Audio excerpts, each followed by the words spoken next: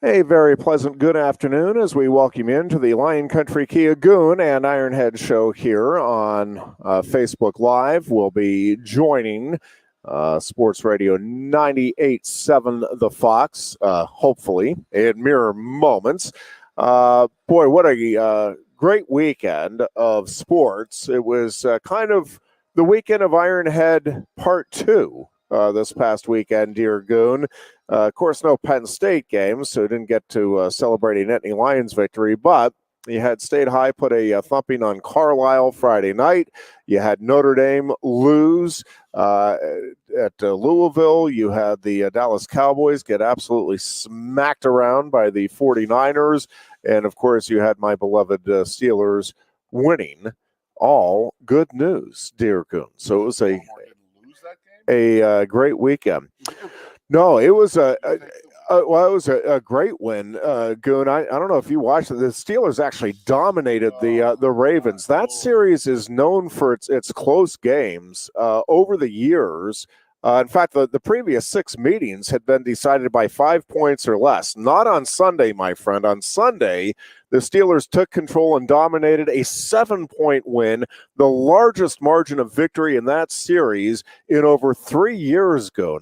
The Steelers just seizing control of first place in the AFC North in dominating fashion. And the question now is, Goon, can anybody stop the juggernaut that has become the Pittsburgh Steelers here in 2023? I'm trying. I'm trying to be serious. 3-2? Yeah. Okay. First place in the AFC North. No right winning.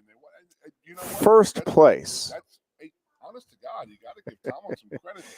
There's 2 games that he has won that he has absolutely no right winning at all. And that was the Cleveland game, and then there was this Baltimore game. I mean, they didn't run a red zone play against Cleveland, win the game, and then Baltimore dropped 3. I mean, I'll give it to them.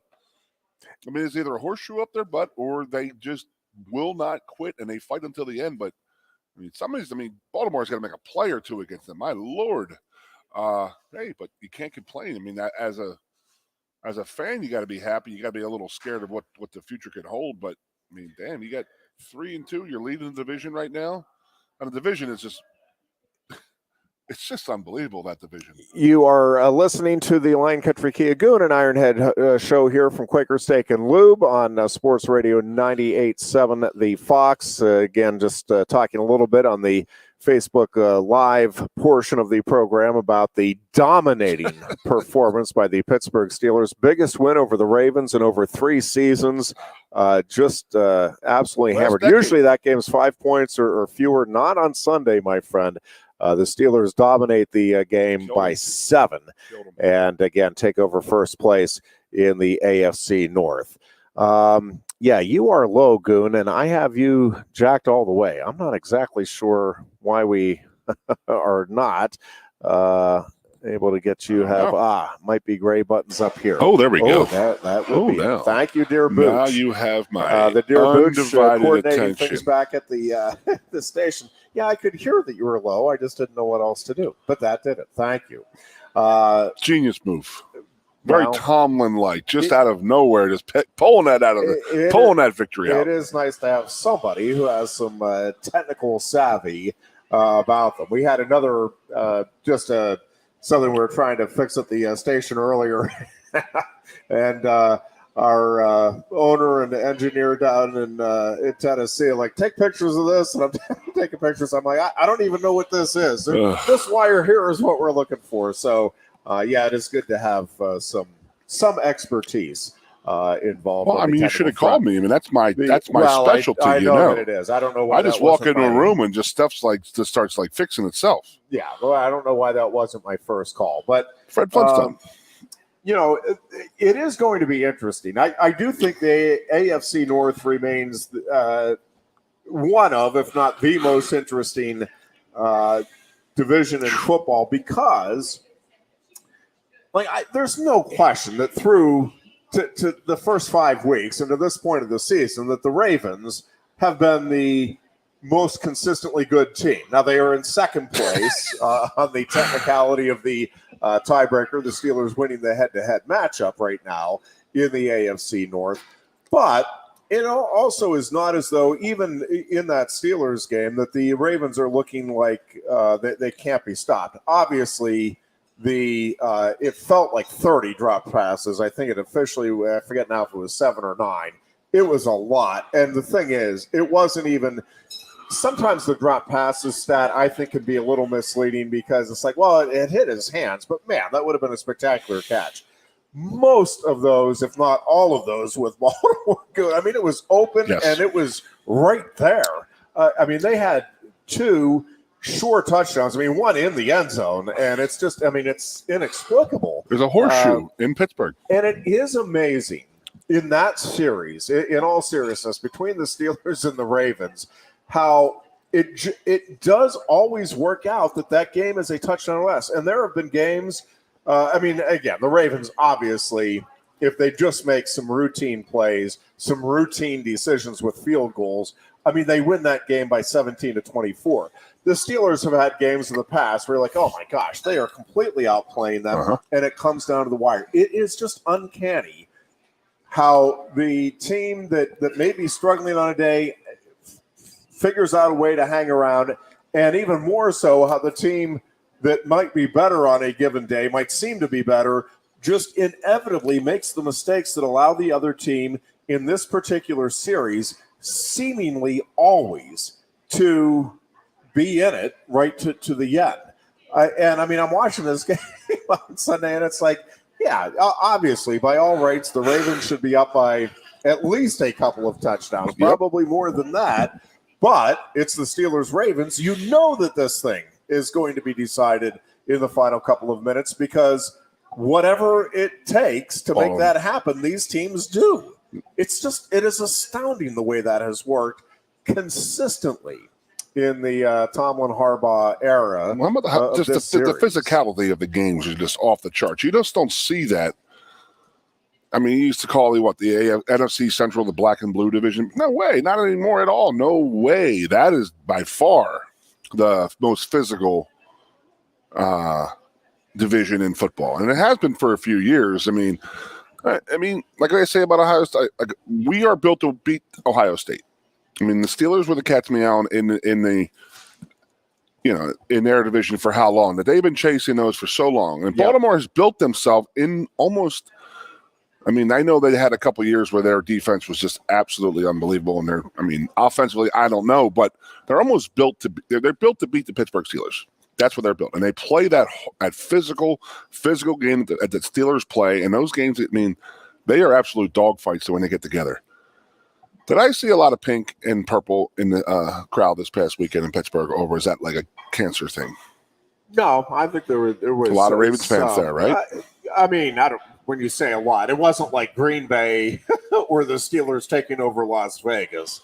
I do think that has got to be one of the worst, quote unquote, home field advantages in all of professional sports. Yeah. Yes. I mean, it's just obviously, I mean, it is a destination for any fan no base one's from visiting. There. And it's not exactly an area that has a lot of people who have permanent residence and take great pride in the sports teams there. Now, maybe that'll change. I mean, if it changes, it'll take like a generation or more. And I'm not sure that it will change because, well, one, you don't know how long the Raiders are actually going to stay there in particular. But also just, again, the nature of Las Vegas. And in this day and age where gambling now has spread everywhere in every which way, does Las Vegas, I mean, right now it is still, again, the reason the Packers and the Steelers fans take over that stadium is it is a destination. I don't know if 10 years, maybe it does because obviously there's a lot of shows and everything, but I mean, it used to be you went there to gamble and yes, see some of the other sights and sounds. The gambling part, I think, is still a component and a draw, but you can do that in your living room right now. Yes, a lot closer to home. And even from the casino standpoint, it's like, well, yeah, betting from your phone isn't the same as being in the casino. Fair enough. Correct. And they do have some really neat ones in Las Vegas. But, again, when you factor in the cost, especially traveling from the East Coast or the Midwest, when you have, again, casinos, within an hour or two in most cases, and, closer than that in many, it will be interesting to see if and how, and maybe more so how, the if I think we can take out of the equation, how the Las Vegas destination vacation changes in the coming years. Another place that's weird with people who don't really live there or are from there is D.C. Yeah. Like the Skins have always had issues with people selling their tickets and stuff like that. It's because people who live in D.C., the majority of them come from out of other states and they're representatives, but they also have a huge city around there and a huge town. So, were you talking about the Guardians? Yeah. Oh, geez. I apologize. Is that the organization to whom you were referring? What's the Skins you're talking about? Do you mean the Commanders? Oh, my gosh, the Commanders. The Guardians are Cleveland. Yes. Oh, my gosh. I can't keep track with the PC. Yes, the Cleveland Bridge nicknames. Watchers. Right. Oh, my gosh. Yes, so, a lot of people used to tell me that the easy ticket to get in D.C. was and it was always a tough ticket to get because they do have a mountainous city, a huge city around there. And they used to, before the Carolina Panthers, they used to have a lot of the swath of the Carolinas were D.C. fans. Yeah. It was always like one of those things. There's not many people who go to those games who are from there, but not like Las Vegas. I mean, Las Vegas is literally, you're right. I mean, how many people grow up there? Yeah. I mean, it's going to be more now than it has been in the last, 50 years. But you're all right. I mean, D.C., Philly played in the Rams on Sunday, and there was a lot of green out there, too. So far this year, they've traveled to Tampa Bay and to LA. So the Eagles fans have had a pretty good following to some pretty nice areas right now. Not too shabby. Not too at all.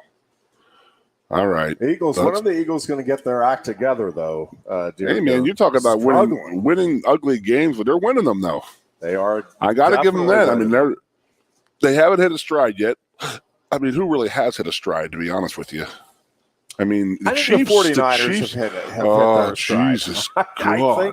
I think San Francisco. Ooh. And listen, the one thing about that is, and this is kind of an interesting thing too. I think in the NFL, how many teams that look dominant, and the 49ers to this point, right, have been by far the most impressive, consistently impressive team in the NFL. Like, I don't think absolutely no doubt any dispute on that.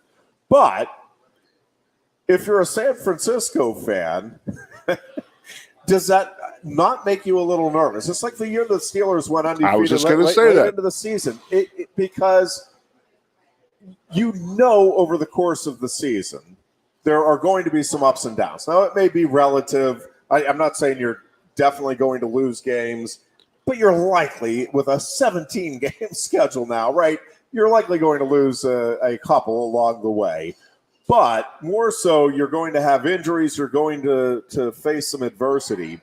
And again, it's one of those things that, like, you're going to sit there and root that your team is not playing well. Like, you're not going to sit there as the 49ers and say, oh, yeah, this is awful because I know what's coming.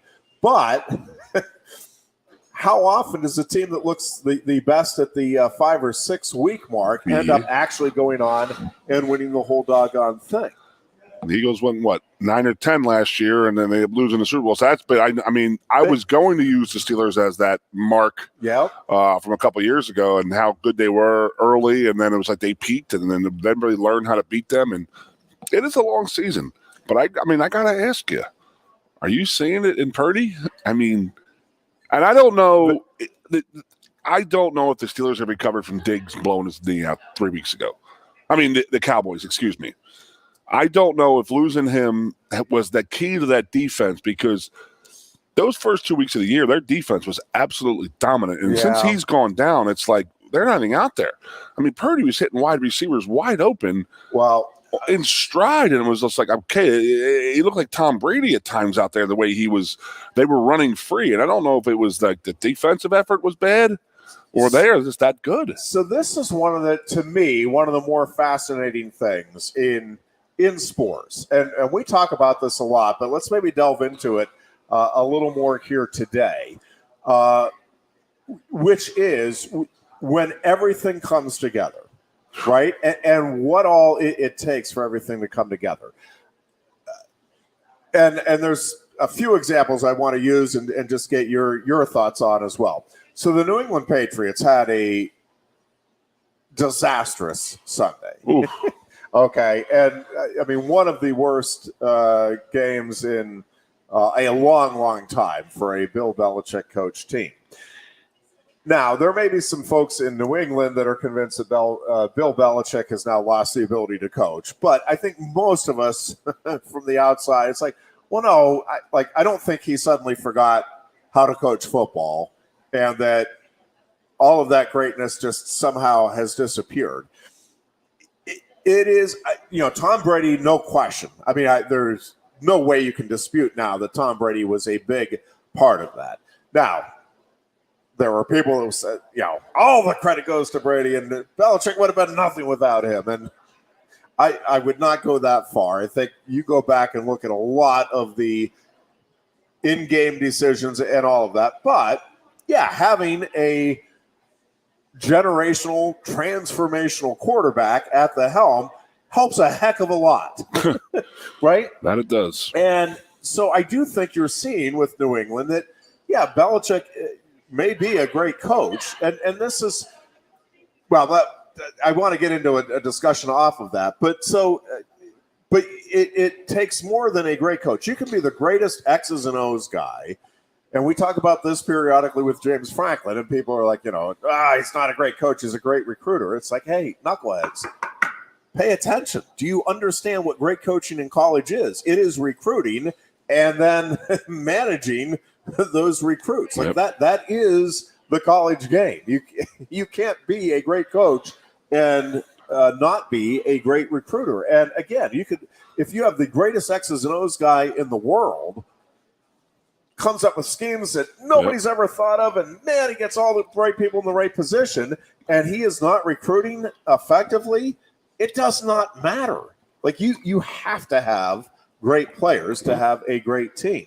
Now, do you need a coach who's doing a good job too? Yes, but again, this is one of the things that I just think is, to me, very interesting, because people will, that's a great coach. This is a good coach, but he never got there. Well,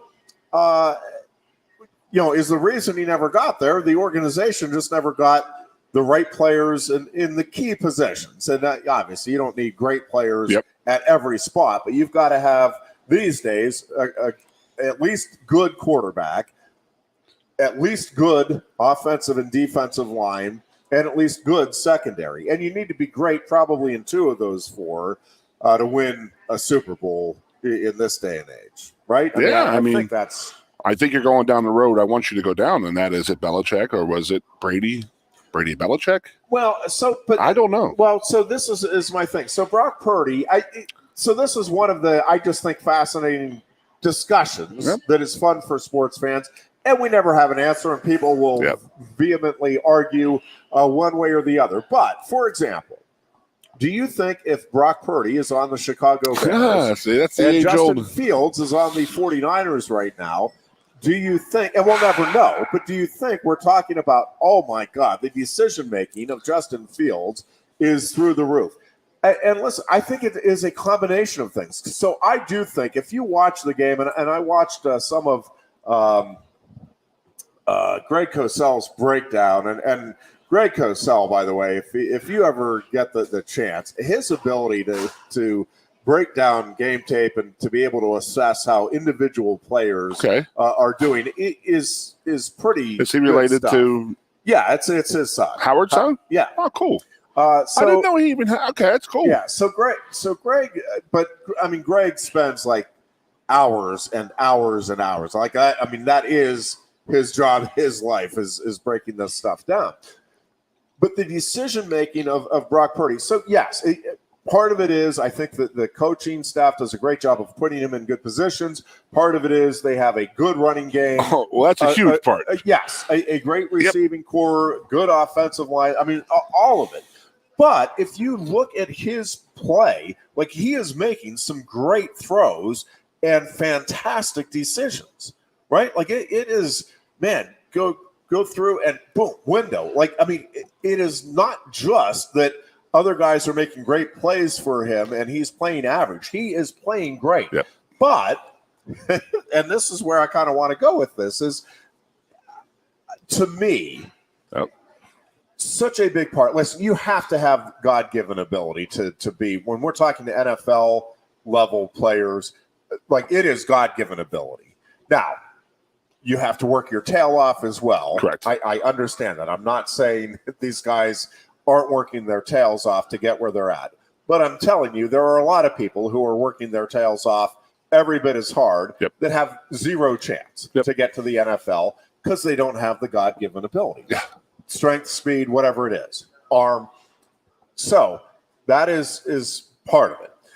But once that is relatively even, I think confidence is probably as great as any other factor then at that point. And I think once you have some confidence and you gain the confidence of your teammates, and there is no question, Brock Purdy right now is playing confident football. And he has great confidence in his teammates, and understandably and rightfully so on both fronts. But again, if you put Brock Purdy on the New York Giants or the Chicago Bears, do I think Brock Purdy is wowing us like he is in San Francisco? No. Now, might he still be better than what we thought Brock Purdy would be coming out of college, and might he be better than what Daniel Jones or Justin Fields are showing now? Maybe. I don't know. Justin Fields or Daniel Jones, or again, pick your quarterback. If you put them on the 49ers and they were having similar success, I think it's just a fascinating discussion. I don't know the answer, and the truth is none of us will ever definitively know the answer, even if trades happen down the road, because it's this moment in time we're talking about. Last year, this year. So everything changes, and again, even if we get a scenario to play out where, okay, well, now you see him on the Giants. Well, it's not going to be the same situation. So you'll never know. But I do think it is everything coming together. It is being the right coach at the right time with the right players, and that includes obviously the staff, the assistants, and everything else. It is being healthy at the right time of the year. And some of that, there is some luck in play. Tom Brady, I go back to the Patriots thing, where again, if there is not the injury to Drew Bledsoe, and if on top of that, if you don't have the Tuck that's rule, great. That's so underappreciated. Brady says, my career, I have no idea what it would have looked like if not. The Tuck rule backed up for 3 years and then probably gone on else or stayed as the backup for a long time. It's amazing to think about how it just happened for him and for Purdy. I mean, why wasn't what did Justin Fields and Daniel Jones deserve to be the first round picks versus a Mr. Irrelevant in Brock Purdy? What did they see? It's just probably a physical trait where he wasn't big enough, strong enough. I don't know what it was. We could probably look into it and find out why. But, dude, I mean, it does not hurt that you have a power offensive line. No question. You have an unbelievably great tight end. You have Deebo Samuel, who can play fullback, running back, slot, wide receiver. You have Ayuk out there playing receiver. And then you have Christian McCaffrey at running. I mean, they are loaded. More so than any Tom Brady offense. Yes. Easily. Brady had a very good offensive line, and that's the problem with Mac Jones right now. He gets getting worked by those, but he just can't. I mean, him and Daniel Jones, they can't even set up on like a 5-step drop without just dodging and getting murdered. But I mean, what if Purdy goes there? Is he that type of guy? But I mean, I'm sorry. Are they getting there on a 4-man rush? If that's the case, then it's on the Giants for not getting an offensive line to protect. And they have tried. But I know the Giants have drafted offensive linemen early the last few years. And do you not wonder, like if you put Joe Burrow in San Francisco, I mean, Burrow has done amazing things with a, I think it's fair to say, not great. He was getting pummeled early this year, too. They've come around a little bit. They have, but I'm saying it. But if you put a Joe Burrow behind like San Francisco's offensive line, I mean, you're probably already putting him in the Hall. Did you hear? Maybe you did you really hear Micah's name that much the other night when he went against Trent Williams? Did not. You didn't. Nope. Trent Williams is that good at left tackle. He is an absolute savage out there, and he is a bad dude. Bad dude. And he can play the game. He does this little stuff like so right. It's crazy. Just where he can put his his hands and stuff like that. He has a great awareness of the game and his body and what he needs to do. But and I just saw on the news there that Mike was being interviewed, and he said that we weren't put in position to win the other night. So, okay, well, that's fine if that's what you feel, but you still got to come back eventually and get through San Francisco. Yeah, there is no way. Well, it's the same thing from the '80s, or with Dan Marino out in San Francisco. Could he have done? Would he have done there with Jerry? I mean, yes. I mean, you have every. I mean, again, I'm going to say that. I mean, I'm an Eagles fan. You know that, but San Francisco is head and shoulders above the Eagles right now. I mean, defensively, I'm watching. Again, it's a long into the season. I mean, I'm watching those. Their D line is very good, but those linebackers that the 49ers have, I mean, they are physical, mean dudes. And you just got to score on them, and you got to get up on them and force their offense to pass and take McCaffrey. I mean, it's one of those things. It's like McCaffrey is so good, but if Purdy keeps playing the way he is, then it's like, dude, they're pretty damn loaded. But again, how many teams have we looked at 5 games into the season and went, wow, is this one of the best teams in the history of the game? That's the way we talk nowadays. Automatically 5 games in, they're comparing them to the 7-2 Dolphins. So that's our society right now. Yeah, oh, Lordy Dory. It is. And that, again, is part of the fun, to be honest with you, of being a sports fan is occasionally engaging in some hyperbole. Of course. It is okay. Let's talk. If you're going to get into it, I know, and I can see the baseball game going over there. I mean, my heart was broken last night, Jeffrey. Broken. Well, I understand it as far as it goes, but there's only one way to remedy that. Come back tomorrow night. Exactly. In front of 46,026 fans. You still have more baseball to go. Yeah. Is the little momentum, and we're going to see the boys are going to earn their money. Could see what kind of cojones they have to come back from last night. That was a tough one to take, but it is what it is. You went down there to get a split. At the end of the day, you wanted the split. You got it, so you got to get 2 at home. Hey, it is what it is. I mean, the Braves they have the most home runs in the history of the National League of this season. Their team. So I mean, of course they're gonna pop a few. So just a tough way to lose it last night. The way Wheeler was pitching hurt me a little bit, but I'm just looking at the crowds. I mean, they're just been exciting. The Philadelphia crowd. Atlanta was not really all that great, but Baltimore. You're watching Minnesota right now. They're coming on here. Those fans are going to be absolutely going ballistic. Houston fans are spoiled, but they're still a little crazy. Minnesota fans have been fantastic. Yeah, I mean, they're going to play out there. Fun to see their reaction coming up here. Do you watch? I mean, it's an honest question. Have you been watching baseball? Because I know. So you guys were done in July, so yeah. Before that, truth be told, yeah. I mean, I am not riveted to every pitch. It has more to do with just a bunch of other things I have going on. And just the time management component is not allowing me to. I am watching as much as I can, and I'm watching in spots. I will say this weekend I did as much old school channel flipping as I've done in a long time, between the NFL games and the Major League Baseball action. And Saturday was pretty awesome. College, college football action. It was fun. How late did you stay up Saturday? It was a challenge.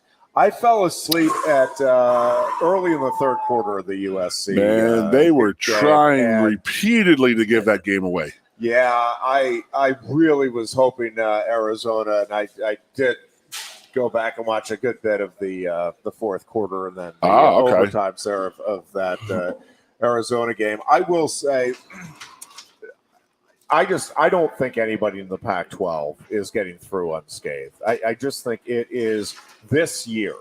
I think it is comparable to the SEC and the Big Ten in terms of the number of teams who are really good. I mean, I think you have the three that have kind of separated themselves, but I think those three are still vulnerable on a given day.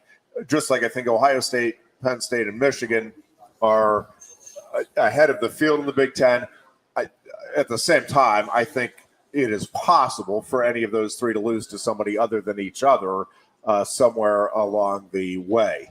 But I think, right now, Oregon, USC, and Washington, to me, have separated themselves from the field.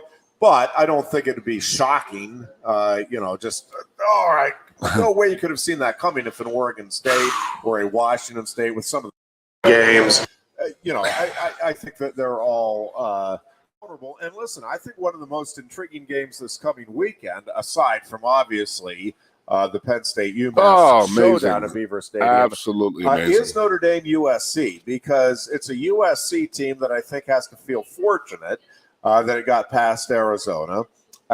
It probably has those kids refocused a little bit this week, and a Notre Dame team that probably now I think is definitively out of the national title picture, right? Like I think we can say that with two losses they're out of the playoffs. It all worked out for us. So yes, I truly think it did. I agree with you, but I think this game, Notre Dame USC, just because I think it's a pretty evenly matched game. I think the psychology of this one is, at least to me, fascinating to see. And it'll be interesting if it is close, which I expect it to be in the fourth quarter, how the two teams, how the sidelines respond to that. It's a big one. It really is. I mean, Notre Dame, this is a must-win for them. I mean, again, I go back to I constantly say it. That school is so dependent on that football team going to the playoffs. So now, I mean, you think about it, they have ACC money coming in. That's a third of what the Big Ten makes. Yes, they have a big TV deal, but Penn State makes more when it comes down to it, when it's all said and done. Big Ten teams do. So it's sort of dependent. I mean, there's a lot of pressure on Notre Dame to do well. And they have two losses right now, and then they still have USC this week. I mean, a USC team who got humbled last week, in my opinion, who got really, really lucky because they should have won the game 10 different times, and they let Arizona in at 9 different times. And the Baltimore Ravens said, "Here, USC, hold our beer." Yeah, hold my beer is what they said. You are right. So, all right, my weekend I went to I was at Gettysburg. Well, I did Chris Stapleton Friday night, which was the most unbelievable concert I've ever been to in my life. I just got to say it. I am not a live music I'm not a live music guy anywhere, any genre. The only thing I heard, I wasn't there, but in talking with people, they said just too much downtime and too much time just talking instead of playing music. It was unbelievable. It was the epitome. If I could make a concert, it would be. And that's the guy who just goes out there and plays music, and he does it exactly like he does on his CDs, albums, whatever you want to call it. That's why I love, and we both love the Killers concert earlier this year. And it's the exact same thing where they just come out music and they play their songs. And I wasn't at it, but everybody. He just goes out there, he plays 30 songs, and he's just like, there's no talk in between. There's no like, well, I wrote this about my neighbor's kitty cat I saw who was eating a golf ball one day, and I wrote this song. It was just like boom. His stagehand came out and gave him a new guitar every song, and he just sung. I mean, to the point where my wife's phone, she was like, "Look at this!" And then we have like that phone that whatever song is on the radio you listen to, your phone will tell you who it is and whatever. But usually live music is nothing. It was coming up on her phone. Oh yeah, that's how clear and unbelievable he was. And usually if you go to live music, the drums are too loud, the bass is too loud, the guitars are too much, the singing and the acoustics are bad. Nothing. It was absolutely beautiful. He's singing like he's just coming off of the record. It was unbelievable. There was no bull crap involved. It was 31 songs, and it was like, all right, we're out later. And it was absolutely amazing. So we get up Saturday, and I go and do something I wanted to do my whole life, and that was go to hit Gettysburg. Awesome. Yeah. Awesome, dude. 2 days, just museums on the first day, a little movie the one day, and then the next day we did the battlefields and stuff like that. We finished off the museums, and then we went to the battlefields and did the online. You could download an app and you just drive, and it's like it took me a while to get my bearings of where everything was, because everything seemed to be pointing all the same direction. I'm like, all the cannons are going the same direction, but then you get back a little bit where the big monument is. Have you been?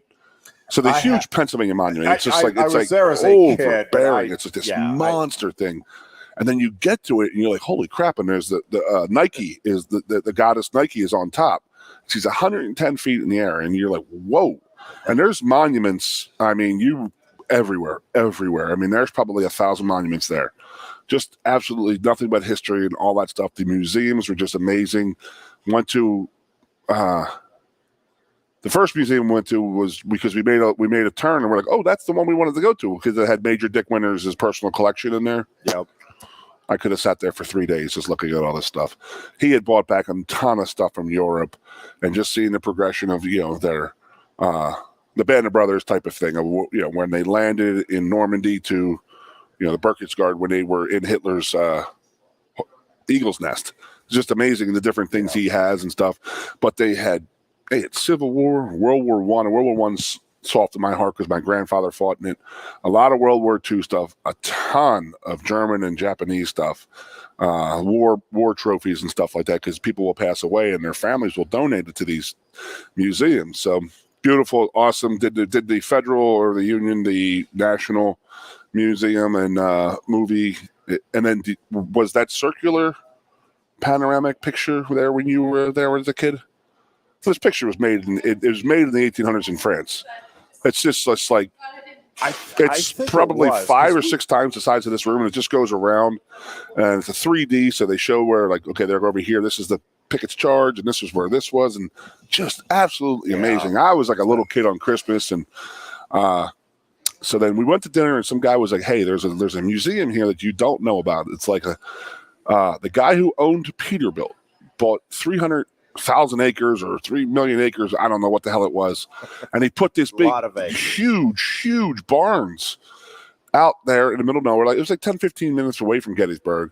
And it was all vehicles that he had been collecting over his lifetime. Vehicles, like tanks, weasels, gas tanks, plane. I mean, everything you could think of. And then a lot of memorabilia and stuff like that from World War II. From all sides. I mean, there's a lot of Japanese stuff there. There's a lot of German stuff there. There was every little things for the Marines, the Army, the Army Air Corps, even the Coast Guard type of stuff. It was just awesome. And it was like complete overload. And I'm like, I wish I could go back, and watch it and do it again at my space, my pace.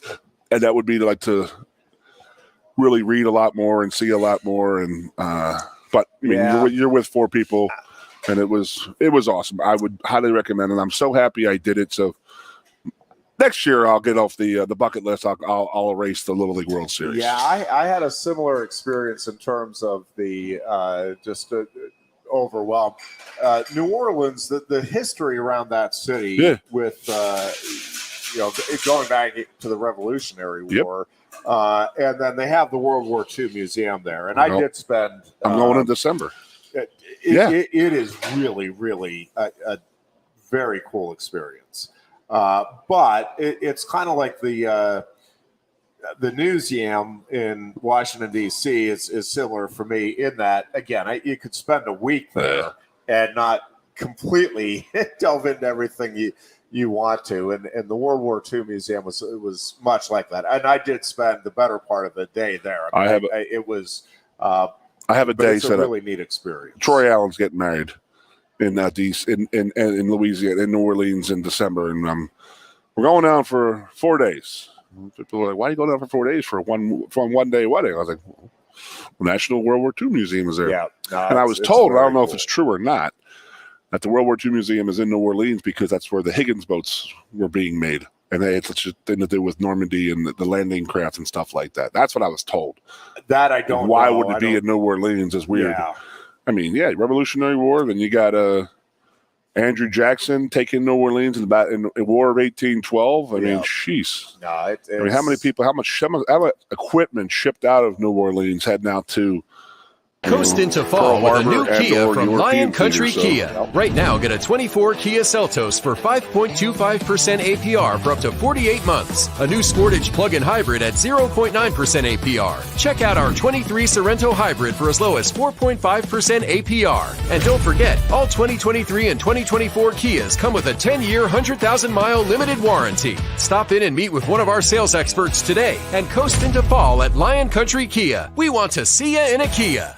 Since retiring, I have spent my time searching the countryside for the hottest wings in America. I always seem to end up disappointed. You call these hot? Back off, Luigi. Mamma mia. Your hands it, busboy. Your wings suck! I knew I should have stuck with Quaker Steak's triple atomic wings. You think I'm tough enough? The Center Hall Farm Store has been serving Center County and beyond for well over a half century. A small family business, the Center Hall Farm Store specializes in animal nutrition and manufactures its feed fresh using local ingredients. Get the best in horse, cow, pig, chicken, and bird feeds. If you're not already a customer, stop in and see why so many of your neighbors are. The Center Hall Farm Store at 110 West Allison Street in Center Hall, or call us at 814-364-1393. Sioka Toyota of Williamsport invites you to stop in today or check us out online. We have the smart pack to your next Toyota, like the all-new Crown, BZ4X, the all-new Grand Highlander, Corolla Cross Hybrids, Sequoias, and more. Over 100 new Toyotas here and on the way. Don't make a $1,000 mistake. Choose Sioka Toyota of Williamsport and see the Sioka dealership's difference. Buy or reserve yours today and see for yourself why Sioka Toyota is the only stop you need for your next new car. Sioka Toyota, it just feels right.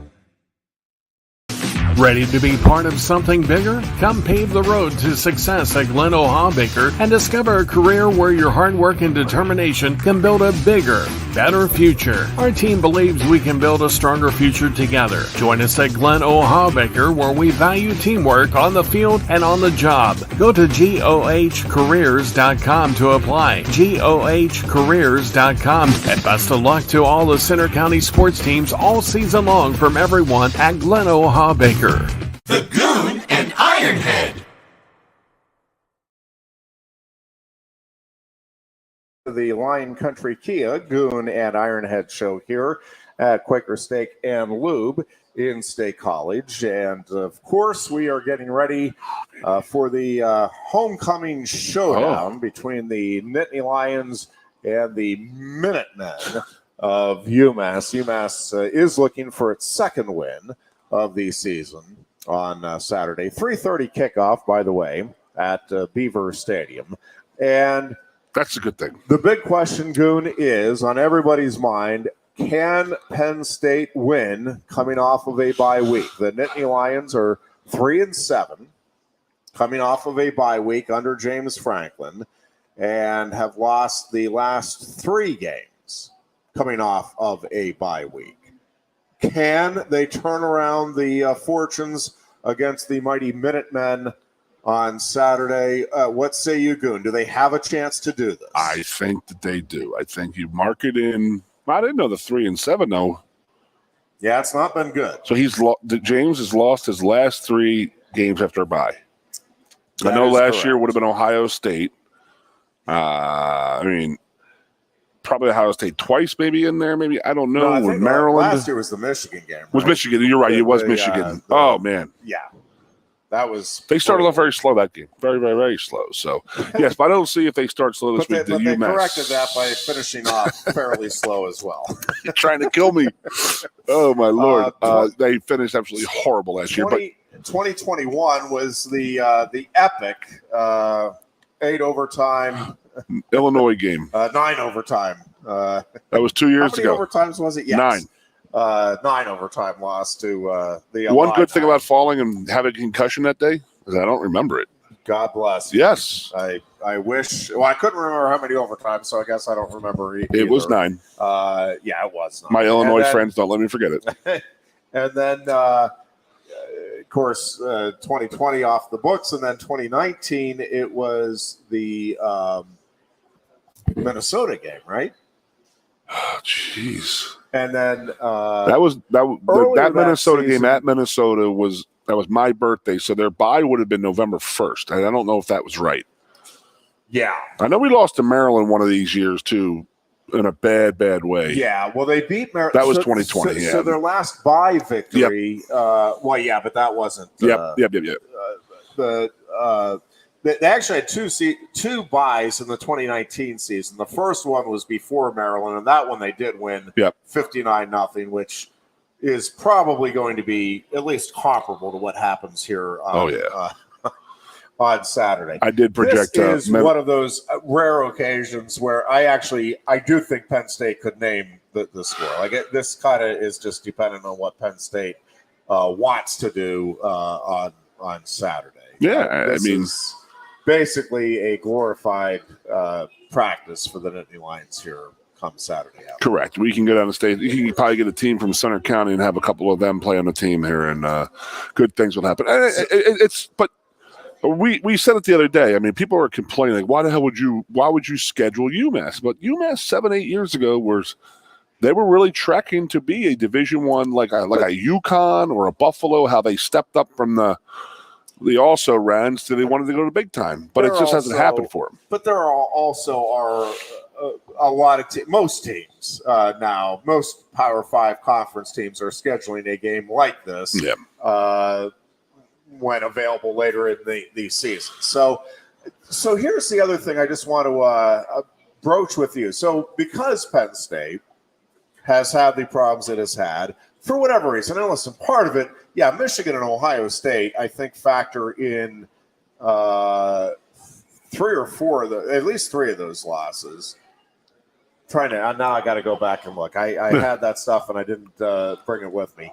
Anyways, so part of it is, it's just like the, when people talk about this coach has this record in the regular season, and then in the postseason he's like 500. It's like, well, right. In the postseason, knuckleheads, they're playing other great teams. So, part of it is that the bye week often came before big games. Now, Illinois a couple of years ago, not so much.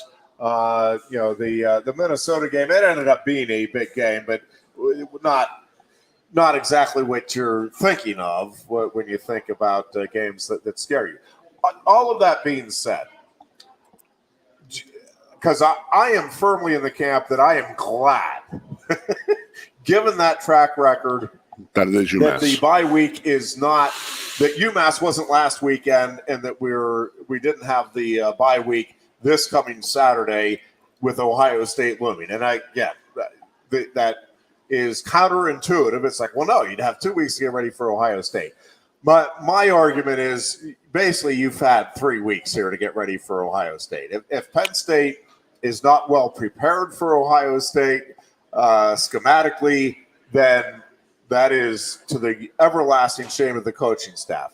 Now, if Penn State, I'm not saying Penn State can't lose that game with all of that preparation. I'm just saying the reason they lose to Ohio State can't possibly be that this team wasn't prepared for the Buckeyes, because this, in essence, is an extra bye week. But with the benefit of, listen, you get to get out there and in a, I'll call it a game setting. I mean, I know it is a game. It isn't really a game. I mean, it just isn't.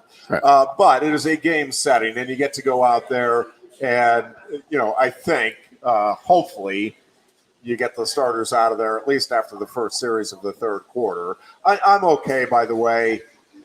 I think this is going to be one of those games where, 35-3, 35-0 at halftime. I do think you still want to leave the starters in for a series in that third quarter. at least by and large, regardless of the score. Both because, one, they've earned the playing time, and a starter ought to be playing more than a non-starter, is the way I would view it.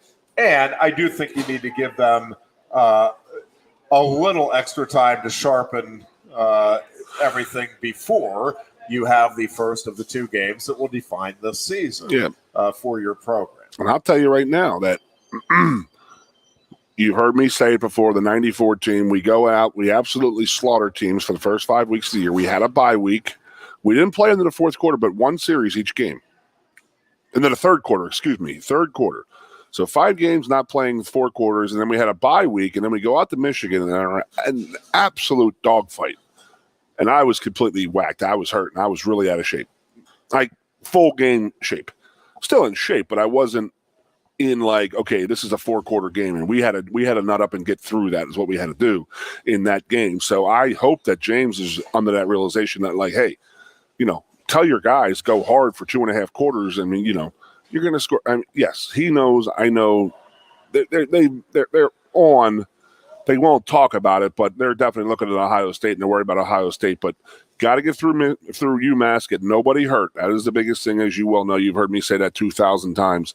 And that you don't want to get anybody hurt going into this game, but you want to get a good, crisp fine-tuning right there before you go out to Ohio State. So, all right, so my wife asked me today, she says, why is Ohio State that hard to play at?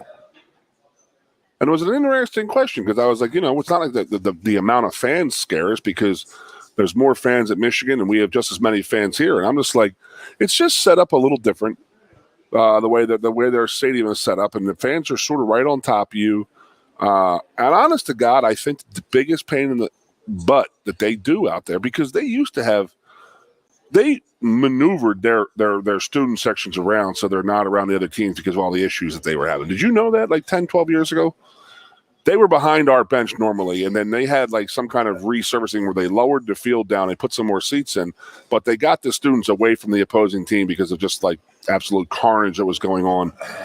They did do that. They put some people behind there, and there's a lot of people behind the bench, and they were always talking like, if anybody says anything, you let us know. If anybody says anything, let us know. Let us know. Let us know.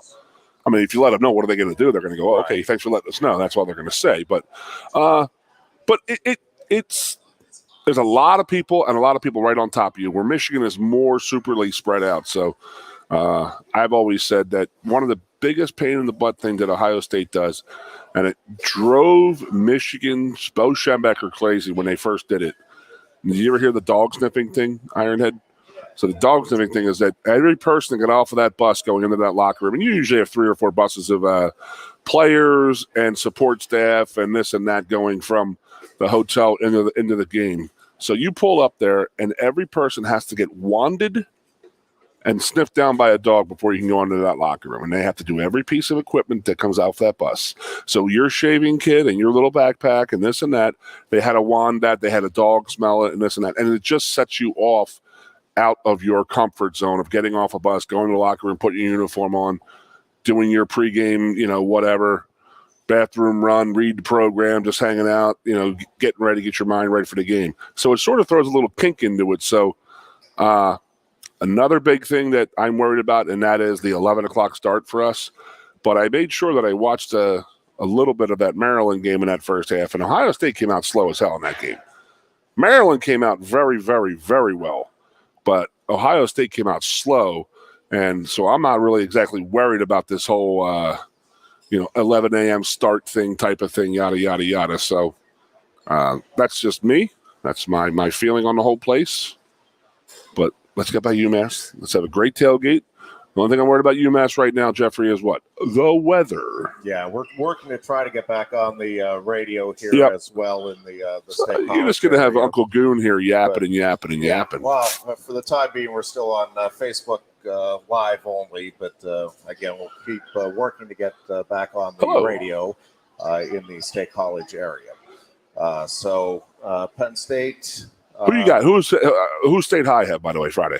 Harrisburg. Ooh. Showdown time at Memorial Field with a big crowd in for the homecoming parade, likely walking by. Should be a lot of fun. I expect that the atmosphere, especially even around the stadium, is going to be pretty fun. No, it's just not State High's homecoming. They don't do the same night. They do. No, you guys have already theirs, done theirs. Correct.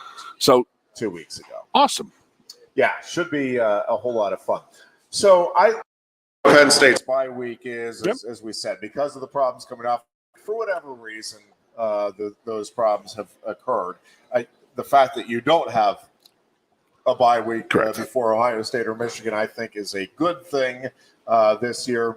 And again, the fact that you have UMass as the opponent ahead of Ohio State, I think bodes well. I also think just you're at least hoping that like Trey Wallace is back healthy, ready to go here on Saturday, and that maybe some of the bumps and bruises throughout the team are healed up, and that you're kind of fully ready to go, at least as close as you can be health-wise for what is obviously a big stretch of games coming up here for the Nittany Lions. And listen, I do think that the going back to Saturday, this past Saturday in the college football world,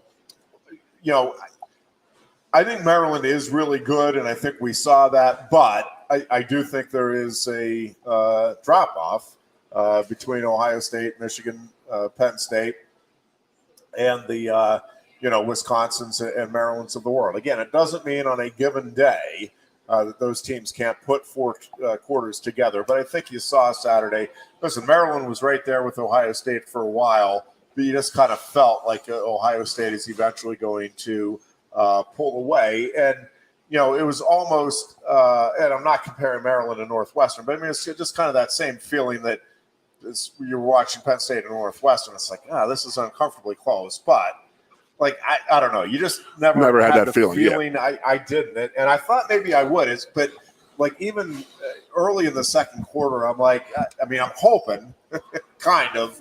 That was the other thing. We talked about it. It's, like, I do think the biggest benefit for Penn State was Ohio State winning that game and winning it comfortably. So I think it worked out from setting the stage for Penn State.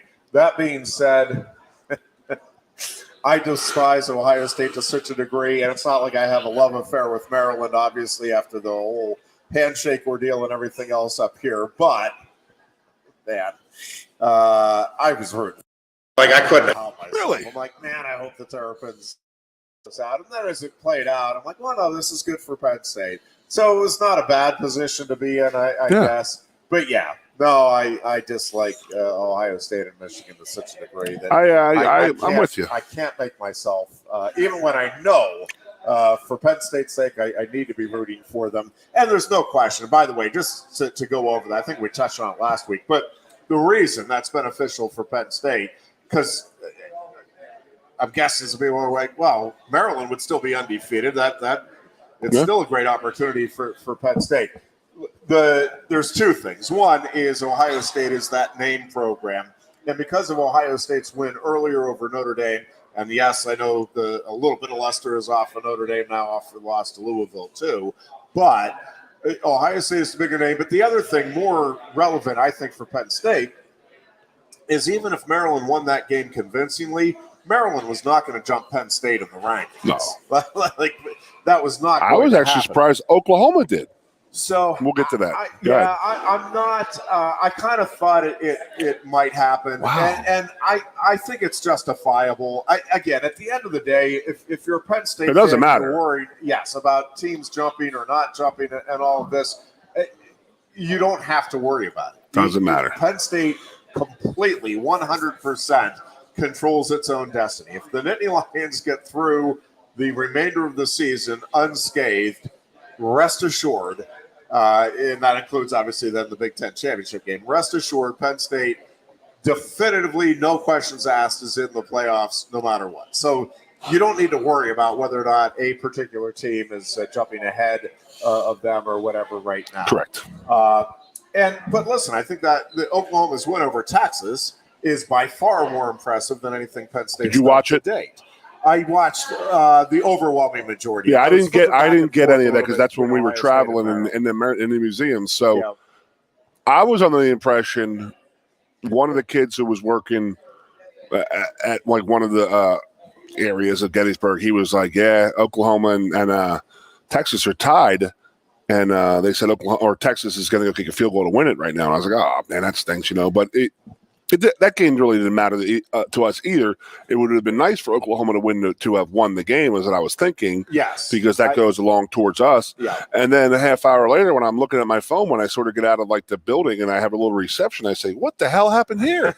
And I'm looking at it. So what exactly happened that this kid was telling me that Texas had the ball, they're going to kick the game-winning field goal? Did they have a big kick return? I did not read about it. Still time. Okay, so they had time to do it. Okay. Yeah, both those offenses just had it cranked up, or I guess lack of defenses. The defenses were not spectacular. But actually, I thought both quarterbacks played really, really well, and again, both offenses as a whole. It was a wild game. I mean, it really, from the outset, there was just a lot of twists and turns, and one thing after another. And I mean, it was a fun game to watch without any rooting interest. And I think you saw in that game why rivalries are fun, right? I mean, obviously more so for Oklahoma and Texas during the game, and Oklahoma after the game. But just as observing it with truly no rooting interest either way, I'm not passionate. So the season of Marco continued. He was there. Either way, is that right? Yeah. So, man, that's pretty cool. Yeah. So he's going to see two top 10 matchups in like a 6-week period here. So how do you I got told you, he took this year off. That's what his thing is. He's going to go watch some football, do a lot of hunting, do some fishing, this and that. And then he texted me on Saturday. He's like, "Check it out." Him and his wife were wearing Oklahoma hats because they were with our friend Austin's daughter and son-in-law, who are huge Oklahoma people. And I'm like, I don't know if I could wear the other teams. I mean, I don't know. Yeah. Would you wear an Oklahoma hat or a Texas hat? I don't think I would. I don't think I could either. Well, probably they couldn't find me one locally. You'd have to order. I might. There could be a couple tent makers down there for me a little bit. Yeah, I mean, I guess if I was, I'm not wearing any other Big Ten colors. Never. Hey, buddy. Yeah, I don't think I'd do that. But maybe I got to think that through a little bit. I probably would if somebody, gave me something that's like, "Hey, we want you to come." If I went to the Army-Navy game and somebody, I mean, that's a little different, I guess. Absolutely. But if I went to the I have no allegiances to either. None. What's that? I had no allegiances to Texas or Oklahoma other than my friend's daughter married a guy who's big. I don't have any dislike. Like, I wouldn't wear a Notre Dame. Although actually, that's not even true now that I think about it. If you went to the Super Bowl, would you wear an Eagles hat? No. Absolutely not. No. Absolutely not. That's ridiculous. I have another great Kerry Conlon story. Maybe a bald eagle area. She asked me the other day. She said about the NFL and how some of how Eagle fans are crazy, and I'm like, I mean, yeah, we have allegiances and stuff like that. I said, I'm not gonna lie to you. I was a senior in high school, the Indianapolis Colts. My brother was on the team playing for the Colts versus the Philadelphia Eagles, and I was rooting for the Philadelphia Eagles. So something wrong with that? There's a lot wrong with it. I mean, yes, I know. Wrong with that. I understand, but it's like, hey, the Eagles needed that win, man, and the Colts freaking won. Damn it! All right, we're going to take a break here. I believe we are back on the radio here. You are listening and watching to the Lion Country Kia Goon and Ironhead show. If you are listening to us on the radio in Center County, you are listening to WFXS Pleasant Gap State College. We are back with another hour of the big Goon and Ironhead show in mere minutes. Coast into fall with a new Kia from Lion Country Kia. Right now, get a 24 Kia Seltos for 5.25% APR for up to 48 months. A new Sportage plug-in hybrid at 0.9% APR. Check out our 23 Sorrento hybrid for as low as 4.5% APR. And don't forget, all 2023 and 2024 Kias come with a 10-year, 100,000-mile limited warranty. Stop in and meet with one of our sales experts today and coast into fall at Lion Country Kia. We want to see you in a Kia. Since retiring, I have spent my time searching the countryside for the hottest wings in America. I always seem to end up disappointed. You call these hot? Back off, Luigi. Mamma mia. Get hands it, busboy. Your wings suck! I knew I should have stuck with Quaker Steak's triple atomic wings. You think I'm tough enough? The Center Hall Farm Store has been serving Center County and beyond for well over a half century. A small family business, the Center Hall Farm Store specializes in animal nutrition and manufactures its feed fresh using local ingredients. Get the best in horse, cow, pig, chicken, and bird feeds. If you're not already a customer, stop in and see why so many of your neighbors are. The Center Hall Farm Store at 110 West Allison Street in Center Hall, or call us at 814-364-1393. Sioka Toyota of Williamsport invites you to stop in today or check us out online. We have the smart path to your next Toyota, like the all-new Crown, BZ4X, the all-new Grand Highlander, Corolla Cross Hybrids, Sequoias, and more. Over 100 new Toyotas here and on the way. Don't make a $1,000 mistake. Choose Sioka Toyota of Williamsport and see the Sioka dealership's difference. Buy or reserve yours today and see for yourself why Sioka Toyota is the only stop you need for your next new car. Sioka Toyota, it just feels right. Ready to be part of something bigger? Come pave the road to success at Glen Baker and discover a career where your hard work and determination can build a bigger, better future. Our team believes we can build a stronger future together. Join us at Glen Baker, where we value teamwork on the field and on the job. Go to GOHcareers.com to apply. GOHcareers.com. And best of luck to all the Center County sports teams all season long from everyone at Glen Baker. The Goon and Ironhead. Into the Lion Country Kia Goon and Ironhead show. We are at Quaker Steak and Lube in State College. Our thanks to Lion Country Kia. Great place to get a vehicle. Sioka Motors, also a wonderful place to get your next vehicle. And, of course, Quaker Steak and Lube, our home here on Tuesday and Thursday afternoons from 3 to 5. Today is the all-you-can-eat wing buffet. Great place to come on down and watch great sports action like the beloved Pittsburgh Penguins opening up their Stanley Cup winning campaign with a little game against the Chicago Blackhawks tonight at PPG Paints Arena. Let's get the hockey season going, Goon. I'm embarrassed. Who's with me? I'm embarrassed. You have to realize it goes Penn State football, Philadelphia Flyers, Phillies, Eagles, Sixers. That's my sports. Yep. And I didn't even know tonight was opening day. Oh, that's That's be how a good one tonight. absolutely disgusted and just wasted and furious and just everything. I sound like Ironhead talking about the Pittsburgh Pirates. Yep. It's exactly a great man, Ed Schneider, dies, and then the corporation from Comcast takes it over, and there was just nothing about human contact, nothing. It's about the bottom line and how to get that bottom line higher and higher and higher without spending as much. And it is embarrassing, and I just cannot stand it. And I loved them. Loved the Philadelphia Flyers, and I just can't even watch them. I do understand all too well as a Pirates fan about which you speak. But you can, again, come on down, watch the Major League Baseball playoff action. 2 games tonight. Hockey season underway. Football again, more football tonight. College football, NFL action, all while you enjoy great food and beverage.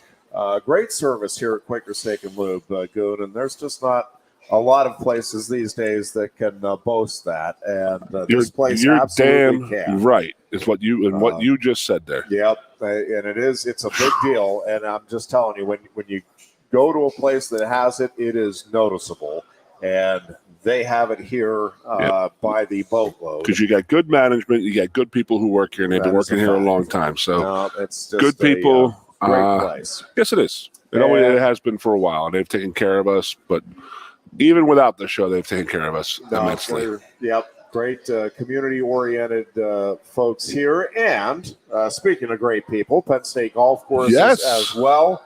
A little cooler weather, but you can still get out there. And they have a college tournament out there the last 2 days. Ball around. Oh, that's right. I went out there yesterday, and I was like, where the hell's everybody at? I was like, it's only 56. I mean, I see people golfing in 30-degree weather, and there was nobody out there. And then I got to the parking lot. It was full, and I was like, where the hell is everybody at? Yeah. So they had that college tournament there. Yep. You can also obviously practice on the driving range or any of the 4 practice greens they have at the Penn State golf courses. And folks, if you have not checked out the 19th hole yet, do yourself a favor. It is affordable food. It is great beverages. Stop on in. Also, just a great place before, after your round of golf. But again, you don't have to golf at all. Yep. It is kind of a little hidden secret. So stop on in and enjoy the 19th hole at the Penn State golf courses. They also, of course, have the Walker Clubhouse. You can check out a great line of golf gear and Penn State gear. That's what I was going to say. If you have that hard to look for a person, like hard to get gift type of thing, how about it? The golf course has always been fantastic because it's like they have great gear. Clothing is fantastic, but then it's also a gift card. Go buy a foursome and a cart for somebody and this and that, or get them a gift card for some swag at the pro shop. Yep, great idea. And also, don't forget, if you're looking for holiday party for your company or corporation, the Hawbaker Pavilion is just awesome. One of the really neat venues. That has been one of the great upgrades that has paid off in a big way for Penn State. So you can check it all out at the Penn State golf courses. You'll find them online at PennStateGolfCourses.com, or you can give them a call at 814-865-GOLF. That's 814-865-GOLF. Golf. All right, let's. Great show last night, by the way. I got to go over it. Yeah, go ahead. Keaton Ellis, local State College got high. Every by the way, 6 to 7 every Monday. Yep. The dear Goon down there at the Penn State golf course. Me and Aeneas have a players show, 2 players each week, about a 15-20-minute interview each guy. Just fantastic. Keaton, talked to him for hours. Just a down-to-earth kid. He understands the area. Obviously, growing up here, his father played at Penn State. Just a really good, a team captain. I mean, think about that. I mean, that is one of the big things in sports. When you're a team captain, that is, you have the respect of your teammates, not only your coaches, but your teammates love and respect you. So, I got a state high kid going to Penn State, doing very, very well. They're projecting 5th or 6th round to a free agency for him. And then the other guy was Sal Wormley, who came in and was our first O-lineman in 6 weeks. Really? Yeah. I had to make a couple phone calls to say, what in the hell's going on here? I can't talk about food with Keaton Ellis. I mean, I love the kid to death, but I can't be sitting there talking about victory dinners and stuff like that. So I got Sal on there. We start yapping back and forth. It's all about – and it was just amazing. Again, I go back, and these are the things. This is why I love doing the show. And for you to watch it, go to BlueWhitePlayersShow.com. That's on YouTube TV. It's amazing to get to know these kids, and you have no idea. No idea. I said, Sal, how'd you get here to Penn State? He goes, honest to God, I didn't play football till 9th grade. I walked down the hall, and the football coach looked at me and says, I'll see you today at 3 o'clock. He said, for what? He goes, you're playing football. And I said, oh, okay, I guess I'll play football. He goes, I had no idea. My mother had no idea what it was. And then, as he got older, and I said, did you ever watch football? And he goes, I never watch football. He goes, I still don't watch it. And I said, you don't watch it now? And he goes, nah. He goes, I just can't sit down and watch the huddle. It's too slow, the commercials. And I'm like, man, I said, you can learn a lot by watching these guys. And he goes, dude, I watch a lot of film, is what he said. He goes, I do a lot of that stuff. And it's like, I was like, hey, whatever floats your boat. But it was interesting hearing him talking about, because I lived and died watching. One, you watch your old teammates all the time. That was my big thing. And then, you watch guys in your conference and seeing how they, get a little pre snippet of what you're going to play against in a week or 2 or 3. But the NFL, you always learn little tricks of the trade. Like I'm watching, like I said, about Micah playing against Trent Williams last night. Just watching Trent Williams, like, having Micah at a certain point and just pushed him by his hip. And Micah, the hip, only offensive linemen really know that, but you can get a guy to move anywhere you want if you can get your hand on their hip. It's amazing. It's probably one of the dumbest things that people are sitting there saying, what the hell is he talking about? But I can't really explain it other than it's one of the tricks of the trade in football. And I watched Trent Williams last night, and I'm like, dude, that guy's got it 2 nights ago. And it's unbelievable how good that guy is with that stuff. So, but then Sal was talking, they had their victory dinner, and we got in the whole, I got to know what was on the menu. He said crab legs and steak. And I was like, oh, I said, all you can eat? He goes, oh, yeah. I had like 3 steaks. And I was like, wow. So I went into my Rose Bowl story about the old man yelling at me. Yeah. Taking my thunder, stole my thunder in Los Angeles. Stole the prime rib dream from me, man. Stole it. Took it from me. Stomped it on my heart. Kicked me to the curb, man. Not fair. No, it wasn't. But he said he had three big pieces at Lowry's last year at the Rose Bowl. And I started crying again. Was very, very upset. Crying, upset, And then our Atlas. You better tell that story in case we have somebody that's new to the. Okay, so we're at the Rose Bowl. So the Rose Bowl, 1994.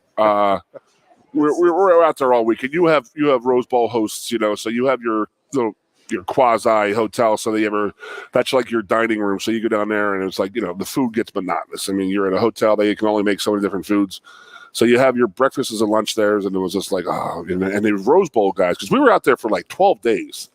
The Rose Bowl guys are like, oh, wait till you get to Lowry's. Wait till you get to Lowry's Steakhouse. Lowry's Steakhouse. All you can eat prime rib. It's called the Beef Bowl. So they bring out this hunk of cow. It's like 600 pounds. And they just start cutting like sides of like hunks of prime rib off, putting it in the creamed corn and in the asparagus and mashed potatoes and all jus on top of it. And I'm just like sitting there. I was like, dude, I'm ready. I was born for this. I am ready to rock and roll. I was born to drink beer, block people, and eat steak. So we're getting there, and I go, and the guy's cutting it, and I'm like, hey, can I get a bigger piece of it? He goes, hey, man, I got to do them all the same size. You come back as many times as you want. That's the whole point of it. I said, okay, I'll be back. I'll be seeing you a bunch tonight. So sure as hell, I sit down, and I ate this piece of prime rib, and I'm telling you, like 11 and a half seconds. And I stood up when the line emptied to get back in line, and the old Italian voice from like 92 feet away, you're too fat. You can't eat them on one piece. So no one could get seconds. And I'm sitting there with I literally had tears in my eyes, Jeff. Tears streaming down my face. He took the dream of the Lowry steak, the Beef Bowl, away from me. And the worst part is that I talked to guys from my buddies from Illinois who went there in '85, and they said, "Oh, dude, we had this corn-fed kid from Iowa on our team. He had 6 plates of prime rib," and I was like, "Dude, please stop talking about this," because I was going to go for that record. I could have gotten that record. Then I asked Sal last night, Mr. Sal Wormley. He said he had gone back 3 times, and I was like, "Is there anything sadder in sports, Goon, than what could have been? Wasted potential, might have been. Wasted talent, Jeff." I mean, I went out there. I mean, I think Lowry's. You only get that opportunity once in a lifetime. I mean, they may have created the NIL in 1995 with Lowry saying, we got to have this Conlon kid on our roster here. We got to do this. Man, that was unbelievable. I'll tell you, Marco could have. He could have done some damage to that, and I mean that for sure. Would have been a battle. Oh Lord, a battle for the ages. Marco would wake up in the summertime, Jeff, and in the summer we had to get our own food. You know that they used to give us money for, and we had no dining hall, which always blew my mind. Think about that. The most important time to eat is when you're packing muscle on and getting in shape and putting weight on for football, and you're eating on your own. You're not being fed by the university. It was. John Thomas says JT. I can't wrap my head around this. I can't wrap my head. I don't understand why they have it breakfast, lunch, and dinner on campus but in the summertime it's hey, go out. And what's a college kid going to do? You're going to eat a pound of pasta. Yeah. And that's what we would do. We'd just go buy cheap steak and burn that on the in a saucepan, and then eat a pound of pasta. So Marco every morning would be breakfast. He would make a dozen scrambled eggs every morning. A dozen. I can't even think about that right now. A dozen a day. He would eat a dozen egg omelet every day. Dozen. And then we go out at night and he would be eating steak, and like he grew up a butcher's kid, so he knew how to eat, man. Absolutely. So then our Atlas Therapy, which is Justin Kirpakis' company, Atlas Therapy in town here and around the area, he sponsors the Letterman's interview, and about 5-10 minute interview at the end of the show that Chris Buchanani Booch takes care of it for us. He's like Tom Rinaldi out there. He's like, Jeff, talk to me here. Talk to me, Jeff. What do you think about that? So we just ask basic questions. Who was the best player that Jeff played with, against, where, all that stuff. And it's just, Jeff is just an unbelievable. He's also, him and Marco were roommates for 4 years. Yeah. Just unbelievable human being as a person. And as good as he is as a human being and as a father and stuff like that, he was twice as good at that as a football player. And that's just insane to think about. But I seen him do stuff, and it's just like, you're not supposed to do that to another human being who's like a scholarship player and supposed to be like really, really good. Like, you should not be doing that to him. And he would do it on the regular. And I remember like talking to Jeff, 5 years in him and Marco's careers in the NFL. And I'd be sitting there like, and he was like talking. He's like, do you ever see Larry Allen play? I'm like, yeah, I watch Larry Allen every week just to see him play. He goes, like, that was college. What he does in the NFL is what we could do in college, and that would be just like throw people around. Like, you're not supposed to throw big human beings around. And Larry Allen just made it like nothing. And but to hear Jeff talk, and Jeff got out of college, got in the ministry a little bit. He adopted a bunch of kids, and he's a football coach in Columbus at a private Christian school. Just, obviously he had great success with the Steelers and stuff like that. Sure did. But when Marco was up here with the interview we did with him a couple weeks ago, he said, look at this, Goon. And he showed me an email from the NFL Players Association of the 178 players that were eligible for the NFL Hall of Fame. And he or Jeff were not even on that 178. And there was like 20 offensive guards and centers on there. Really? And about a dozen of them, I'm like, those two that guy couldn't hold either one of your jocks. It was very strange. And I don't know whose button needs to be pushed in this and that to say. I mean, Jeff and Mark, they know they're not going to make the NFL Hall of Fame. They know that. I mean, as a center, what do they have? 2 or 3 in there? I mean, as guards is even less. But you have Kevin Mawai, who's going to probably go into the NFL Hall of Fame. I think Saturday's already in it. So, like, the centers that they played with, Olin Kreutz should be in it, but he ain't going to go in it. But Jeff was as good or better than those guys. And then Marco had an unbelievable career with the Packers, and then they have like 2 Packers guys, and I'm like, they replaced you, but you beat them out for like 2 straight years, and I just don't understand how some of these guys on this list. So, it is what it is. But I just think that those guys deserve at least a mention to be, hey, these guys are eligible, and it wasn't even that they weren't even put down as eligible. Speaking of people that need mentioned, can I just mention a couple of things real quick? Charmarette Curtis had there was a retirement. That was cool. Did you go? I did not. Okay. I was not invited. And I'm okay with that. Don't read anything into that. But had a retirement party over the weekend. Great celebration. A ton of former players came back to help her celebrate. We need to get her on the show. Yeah. We'll do that here in the coming weeks. And I don't think we talked about it last week. I don't know if I'm trying to think what the timing was, but Dick Butkus is just one of those names. When I was a kid, like there are just certain names that, and I don't remember seeing Dick Butkus play, but like. Did your dad talk about him? The names that are just etched as legends when you are a kid, he was one of those. And obviously, I think his legend was helped. I'm not saying it wasn't a deserved legendary status already, but his being on TV and involved as a name that you recognize beyond football, I think helped kind of cement that, no, this dude is like really, really special. if you missed it, he passed away last Friday. week. But he is one of the obviously truly legendary figures in Chicago Bears history and in NFL history, but also just one of the I think great ambassadors for the sport. Right, like he had a great way of telling stories, and again, he was a guy that had success beyond the well, you liked it because football his name was field. Butt Kiss, first of all, as a child, Well, and there's no doubt about that. No question. But then that secondly, helped. as I'm watching the old NFL films, and you just remember the interview with the whole black background, and he'd be sitting there like, and you're just like, Jesus, dude, relax. And then, like, you're like, this guy wants to come through through the TV screen and beat the hell out of somebody right now. But I mean, you say you don't remember. I don't remember him playing, but did your dad talk about him?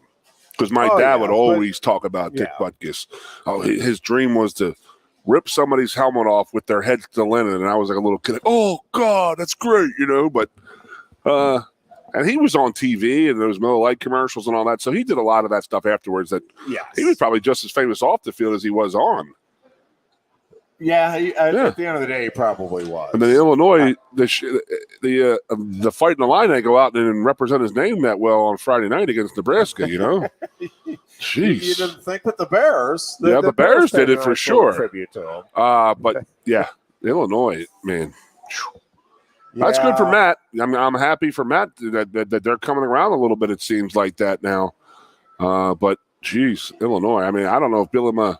It's one of those things. Is like there was no expectations for him last year, and they had a pretty good season, and then the expectations started to build up this year and this and that, and they weren't sneaking up on anybody, and they haven't, and they sure as hell aren't going to. But it keeps coming back to me, Goon, the importance of quarterback play, and they just, and I'm not ripping on the young kid, but I mean they just do not have good quarterback play, and it is really hard, next to impossible, to have any kind of sustained success in today's football if you're not getting at least solid play at quarterback, consistently solid play at the very least, and they just aren't. And that's not to say that there are a host of problems with Illinois, but I really thought after the Penn State-Illinois game that maybe Illinois, again, that defense seemed like it had found some things, and I still think their D-line is good. Oof, very good. And obviously, having watched our guys versus other teams so far, I mean, again, we really haven't had. Well, we embarrassed Iowa is what we did. So because Iowa's not that bad. That's another area I want to get into. Let's do that, and then we'll take a break. Sure. So Ohio now has, I guess Maryland, you'd say, was a relative test. Obviously they passed it with flying colors at the end of the day, but they were certainly tested by Notre Dame. Assuming that Penn State is not going to be tested Saturday, and I know we don't generally assume, I know what that generally does, I'm going to go ahead and assume Penn State is not tested Saturday by the folks making the trip from Maryland. But are you okay? Would you rather be Ohio State having had that Notre Dame game under your belt, or Penn State? And again, this is not one of those situations where it's like, well, man, we should have let Iowa hang around so we can see how we do in the crunch, right? Like you do your best every week, and the fact that it's not Penn State's fault that they haven't had a game where they've been tested. It's just the way that the schedule has played out. But how much of a benefit, I guess, is the bottom line? How much of a benefit do you think it is for Ohio State if it comes down to crunch time, fourth quarter, in that game a week from Saturday, that the Buckeyes are like, hey, we've already produced in the clutch. We had a big fourth down throw and catch, and then punched it into the end zone. We know how to do this versus Penn State. The argument would be, oh, we don't know if we can do this. How much do you buy into that? If it's fourth quarter, Penn State, Ohio State, and somebody needs to make a play, how much do you buy that, well, they've been there before, they've done that, Buckeyes have maybe that little edge in confidence? Well, I thought about that the other day, and that was that Remember last year's Purdue game? We had to come back in the opening game and get that tough game out of the way. It didn't matter. We still got to Michigan and got our absolute butts kicked. So, if it's tight in the fourth quarter on Saturday, or next Saturday, I will be very afraid because Ohio State has proven that they will win in that situation, and we have not. But we haven't been in that situation yet, so you don't know how they're going to react. So, would I have liked to have a tight game against a big opponent and have to make some big plays? Of course, but if we go through like we're doing right now, like I said, Iowa is still going out right now and beating people up, and we just absolutely took their hearts, man. Every facet of that game, it's still the biggest of the Big Ten wins. It's still bigger than Ohio State beating Maryland, I think, personally. And then, Michigan is the one that's just going out there and clobbering people right now. They are really, really playing well. And they can get better, too, and that's the scary part. So, we hit Ohio State. I just don't – it's not the Ohio State of the last few years. And I said this last time on the Players Show. It was not with the players. I was talking to Aeneas about it, and I'm like, well, you name me one of their, defenders right now. Usually they have, 3 or 4 that are, household names. And they really don't have – I know that they have the Samoan kid, the kid 44 in the defensive line, and that's the name I forget, who lit us up 2 years ago. Yes. Absolutely lit us up, embarrassed us 2 years. Maybe was it last year or this year? Last year. But they don't really have that marquee name defensive guy. And Harrison is unbelievable, but a lot goes on the quarterback play. I think that's this game next week against Ohio State. We'll go down to how does McCord play versus Well, and so I don't disagree with you that the quarterback play is going to be important. I also, though, do think which team, and I think this is the bigger question mark, because I think going into that game, I think Allard will outplay McCord at quarterback. But I think equally as important, and maybe more important, is which team can get its running game consistently going. Because I think both teams feel good about their running game and what it's capable of doing. But I think both teams feel really good about what their defense can do against opposing running teams.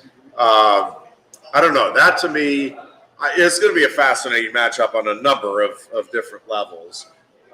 But going into that game, I feel like the team that can run the ball more consistently over the course of 4 quarters is going to put themselves in position to win the game. Obviously, turnovers, all the things that always come into play. Turnovers, field position, critical mistakes in critical times. Like those are the things that win or lose ball games. And again, it's not always what you do. It's sometimes what your opponent doesn't do. Witness the Steelers and the Ravens. Again, if the Ravens just make routine catches against the Steelers Sunday, right, there's a pretty good chance they pull that game out. But they didn't. Nope. And the Steelers are in first place. Did I mention that? Steelers are in first place in the AFC. Eagles run feet. We are taking a break. Touche. We are back with more of the Lion Country Kia Goon and Ironhead show here at Quaker Steak Lube. Coast into fall with a new Kia from Lion Country Kia. Right now, get a 24 Kia Seltos for 5.25% APR for up to 48 months. A new Sportage plug-in hybrid at 0.9% APR. Check out our 23 Sorrento hybrid for as low as 4.5% APR. And don't forget, all 2023 and 2024 Kias come with a 10-year, 100,000-mile limited warranty. Stop in and meet with one of our sales experts today and coast into fall at Lion Country Kia. We want to see you in a Kia. Since retiring, I have spent my time searching the countryside for the hottest wings in America. I always seem to end up disappointed. You call these hot? Back off, Luigi. Mamma mia. Your hands, it busboy. Your wings suck! I knew I should have stuck with Quaker Steak's triple atomic wings. You think I'm tough enough? The Center Hall Farm Store has been serving Center County and beyond for well over a half century. A small family business, the Center Hall Farm Store specializes in animal nutrition and manufactures its feed fresh using local ingredients. Get the best in horse, cow, pig, chicken, and bird feeds. If you're not already a customer, stop in and see why so many of your neighbors are. The Center Hall Farm Store at 110 West Allison Street in Center Hall, or call us at 814-364-1393. Sioka Toyota of Williamsport invites you to stop in today or check us out online. We have the smart path to your next Toyota, like the all-new Crown, BZ4X, the all-new Grand Highlander, Corolla Cross Hybrids, Sequoias, and more. Over 100 new Toyotas here and on the way. Don't make a $1,000 mistake. Choose Sioka Toyota of Williamsport and see the Sioka dealership's difference. Buy or reserve yours today and see for yourself why Sioka Toyota is the only stop you need for your next new car. Sioka Toyota, it just feels right. Ready to be part of something bigger? Come pave the road to success at Glen Baker and discover a career where your hard work and determination can build a bigger, better future. Our team believes we can build a stronger future together. Join us at Glen Baker, where we value teamwork on the field and on the job. Go to GOHcareers.com to apply. GOHcareers.com. And best of luck to all the Center County sports teams all season long from everyone at Glen Baker. The Goon and Ironhead. For Kia Goon and Ironhead show here at Quaker Steak and Lube on this Tuesday afternoon, homecoming week for Penn State. The parade will go off at 6 o'clock Friday night. Again, it is a big weekend in downtown State College. Obviously, a lot of festivities and activities surrounding homecoming. And also the State College football team will have a big game against Harrisburg. I'd advise people to get there early because they're not for the football game. Yeah, you got that right. Well, I mean, just the crowd alone. But I'm saying with the parade. I mean, yes. they close downtown. They close from University Drive down. I believe 5 o'clock on. Yeah, some of the roads, obviously College Avenue, will be. My friends are getting here at 5:30, so I'm going to tell them come in. Do not go anywhere near downtown. That's good. Thank you. Yep. See? It is. Taking care of Goon always. It will be a challenge getting around downtown State College. No doubt about that. On Friday night. Again, we're at Quaker Steak and Lube, where the all-you-can-eat wing buffet is underway. Come on down, and as we tell you, they just have. It is a truly great selection of wings. These are not the cheapo wings that they put out just for wing night. These are the same great wings that you get all week long here at Quaker Steak and Lube, and lots of tasty sauces to choose from. Arizona Ranch is just going to be the all-time favorite for me. But Louisiana Liquors is that was my favorite for a long time, and then I tried the Arizona Ranch. I'm like, well, we have a new leader in the clubhouse, but you really can't go wrong. I have really become partial also to the garlic parm, and it took me a while to even be willing to try that. I'm like, I like garlic parm, but I'm like, that's not a wing sauce. Like the wing sauces are your bourbons and your barbecues and all that, and now I'm kind of addicted to the garlic parmesan wings. They have grilled tender bites. Oh yeah, and they have a hot honey. Hot honey. Hubba. Dip that in there. Oh, there he is. There's the man of the hour, Dr. Jeffrey Powers. Yes, indeed. Speaking of hot honeys, Dr. Powers, general manager of the Lube here, our Schwengali over here, running the butt fade tonight. Get him ready. Getting them ready, baby. All right, so let's. I'm glad to see what he's walking now. He came home from that Steelers game the other night, Jeff. I got a couple phone calls from the crew on the way home. Oh yeah. I don't think those guys remember actually the phone call, but I do.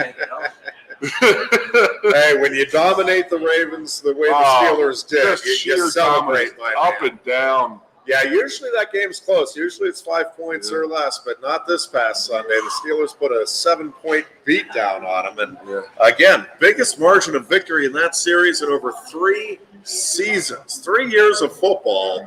since somebody had a beat down like that in that series. And the Baltimore was just making play after play to keep themselves in that game. Yeah, the Steelers just matched them play for play is what happened. But, oh, Lord. Big win for the beloved Pittsburgh Steelers. Hey, whatever makes you happy, Ironhead, it makes you happy. Oh, it made me I walked in happy. today, I could tell right in your face. I said, oh, Steelers must have won. Yep. Jeez, yeah, it is pretty easy to tell. And I was miserable watching the Phillies loss last night. That hurt. Yeah, that series is going to be very, very interesting to watch. I do think that's probably it's just going to be a different level. Yeah, I mean, the Philly fans they're scared, so they're gonna root scared, so they're gonna be absolutely bonkers out of their mind, going crazy. So, got a little theory, and that is that Braves had about a week off between their last game and that playoff game on Saturday. So they had 6 days off, Sunday to Saturday. Yep. So you get a little cold, man. You know what I mean? And then look what happened. They go about a game and a half, and then all of a sudden their bats started coming around, and it's like they snap back into their regular form. And the Phillies got to be aware of that tomorrow night, and Nola's got to pitch a gem is what he's got to do, keep them off the board. Yeah, I do think generally speaking, there's obviously exceptions. I think generally speaking, the layoffs in baseball hurt you. I almost think you'd rather not be a top seed. Now, I guess to me that is the case because you're generally not having like the bumps and bruises, and like football teams use that time. All right, you want that bye week because you want to get rested up and healed up and all of that. I just think in baseball, it is so much about being in rhythm and the routine that is baseball all season long. And when you get it disrupted to that degree, I do think it is really, really difficult to get it back going again.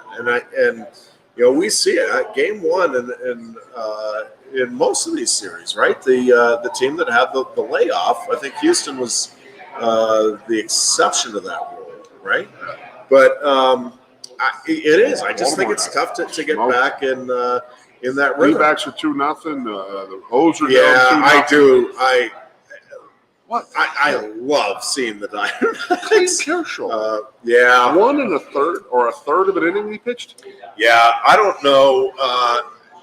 Do you think that's a thing where I don't know this either way, what it feels like, and again, freely admit I don't know what I'm talking about here, correct, but what it feels like is that Kershaw's been asked so often about the postseason lack of success. I think it is in his head.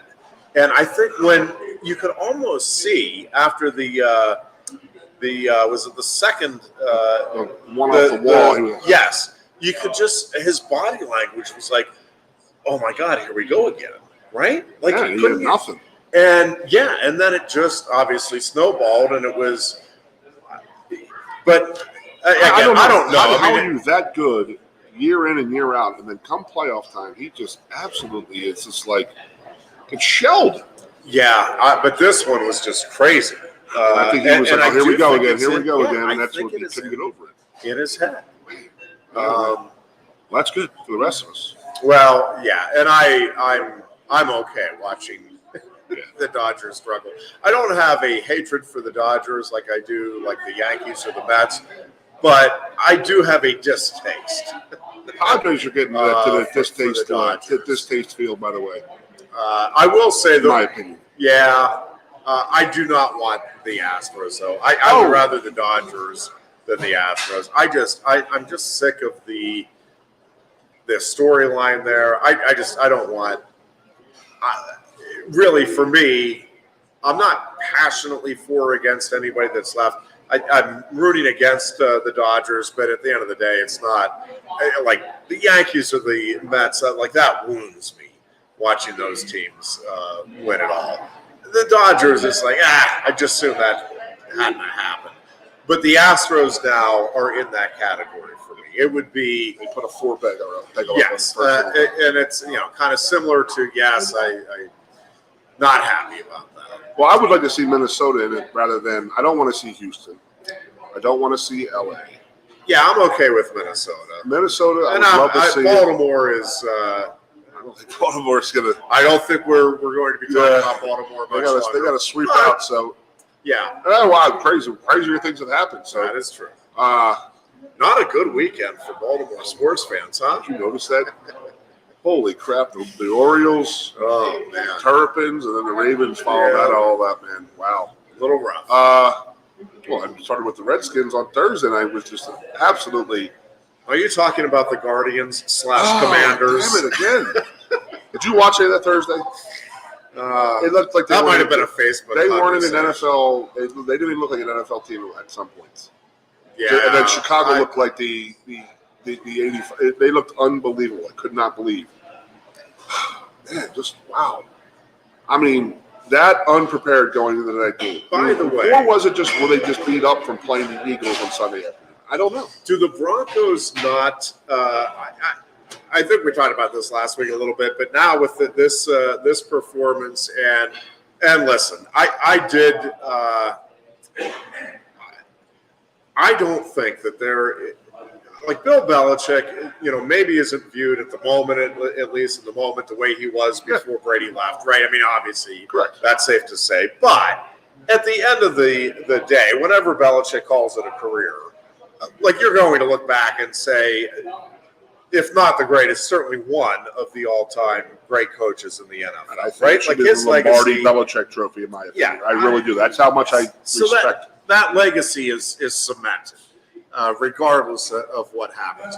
I will say, a Jets fan I am not, but Nathaniel Hackett, I did feel really, really good for him. Getting that win, and of course, if you don't know the story, I mean, Sean Payton took over the Broncos, the former Saints coach, and before the season began, says stuff you don't say. Yes, talked about how the Broncos were, in his estimation, the worst coached organization he had ever seen, which is obviously a direct shot at Nathaniel Hackett. And Peyton did eventually try to walk that back a bit, but it just was such a dumb comment. And it feels like Sean Payton is now on track to prove himself wrong, and that Nathaniel Hackett wasn't that bad of a coach, because look at what I'm doing with this group, this is after he made what he thought were upgrades to the roster. But my feeling on Sean Payton. Combination of coach and quarterback. I do, but I'll let you expound upon it. I just can't believe how bad Russell Wilson is. I have no idea. Was he just hidden? So this is my question. With that combination, and I haven't thought this through greatly, although we talked about it a little bit last week. But, I mean, I think Sean Payton's legacy is forever tarnished. Again, we'll wait and see how it all finishes up here with the Broncos.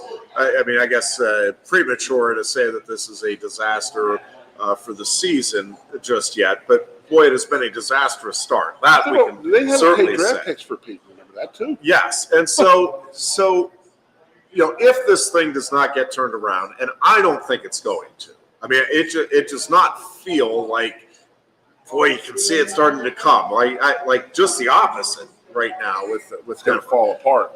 But also Russell Wilson, and again, what he did in Seattle, I mean, that is cemented, and that you can't take away from what he did. But right, I mean, the Broncos got him with the idea that, hey, this is a guy that can make us a Super Bowl contender. This is one of the elite quarterbacks in the NFL. That combination. Has there been a more disappointing coach-quarterback combination at least in recent memory? I mean, I can't think of anything where expectations were as high. Maybe Aaron Rodgers is Achilles' heel. Well, but I mean, that's an injury. It's so bad. I mean, I just don't understand. Take Peyton out of the equation. I can't believe what has happened to Russell Wilson, but then for what the Denver Broncos paid to get Peyton, and then paid to get Russell Wilson. I mean, they leveraged their whole And it for a feels long like, again, watching from afar, always dangerous to make grand pronouncements, but boy, it sure feels from afar, watching that thing, that it has imploded and that Sean Payton has lost the locker room. And that's why I don't think that thing is going to get turned around. I don't think those guys – listen, you had a lot of guys in there who I think did respect Nathaniel Hackett and the job he was trying to do. And you have this guy come in and throw out those comments, and then maybe it goes back to those comments. Maybe that's partly why this team is not playing hard for him. But boy, it sure does not appear like these guys are giving anywhere near full effort for Sean Payton. But look at how the Jets reacted to Hackett. Yeah, I mean, he had eye black all over his face from players hugging him. Yeah. And that's called a team. That is called we're playing for you. Yep. That is a pretty damn tight team. And we know this because we did watch the Hard Knocks thing. I get that. Yep. But man, I'm telling you, that's a pretty tight team right there. And then Zach Wilson's not playing that bad.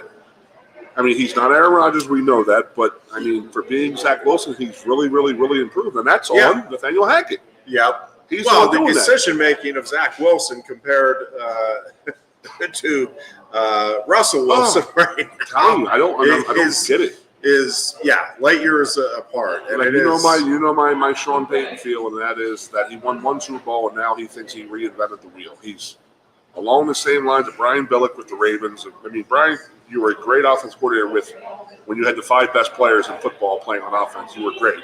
And you go take over the Baltimore Ravens, and they win the Super Bowl with the greatest defense in the history of the game. I will put that defense over top the 85 Bears.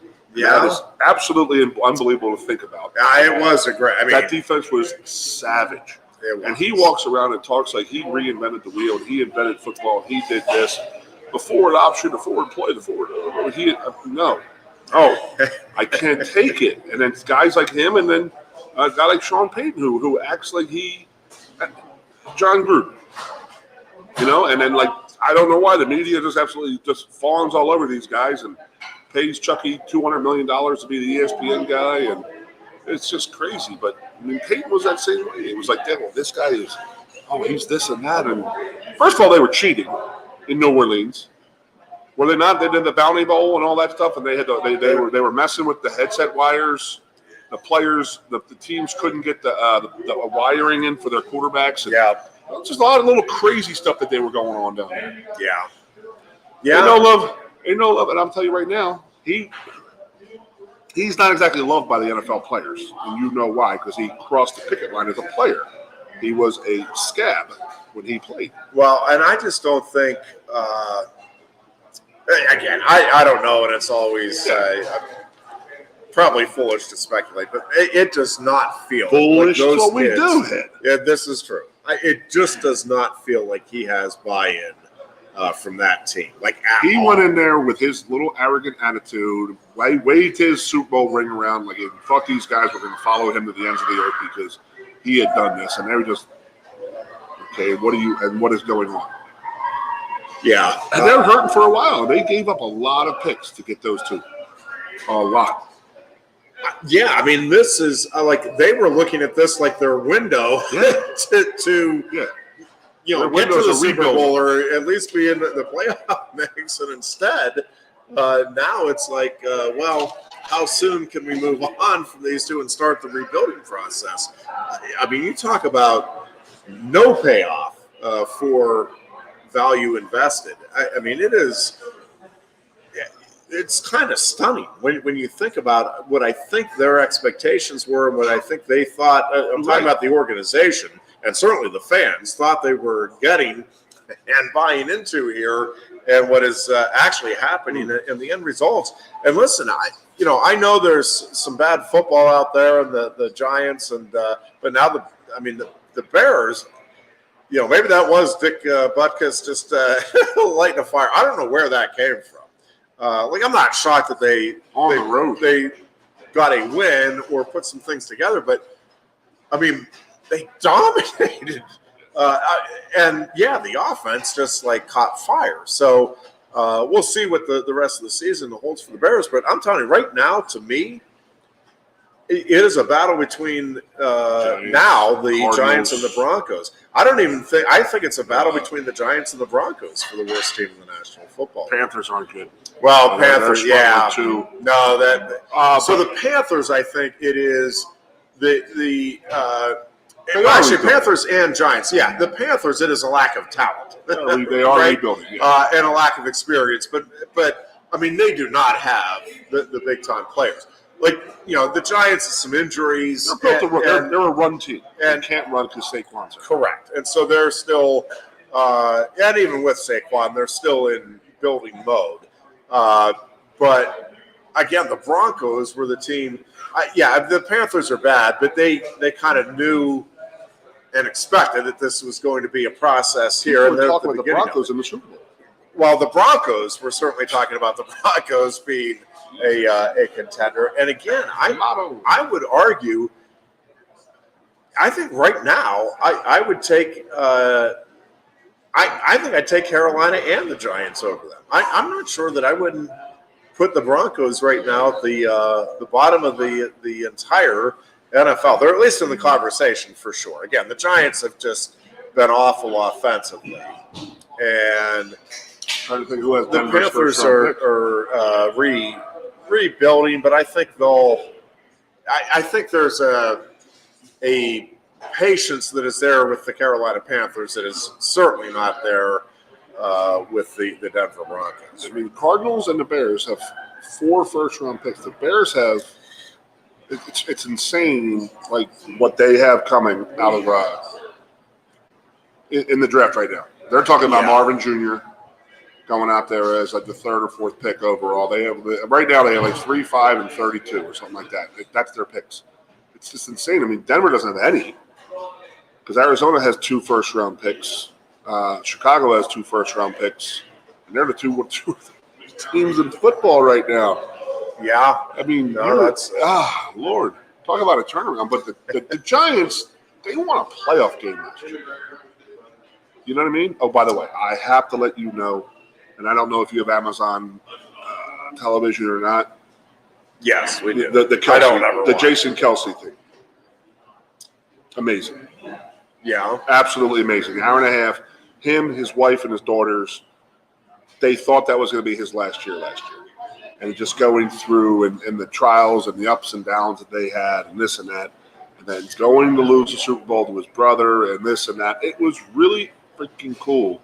And then him sitting there saying, I don't know what I'm going to do next year. And then at the end of it was, I'm back. One more year. I got one more year. And he was like, he's to that point now where he's like, I can't. And his wife is the one, she's really cool. She's a field hockey player.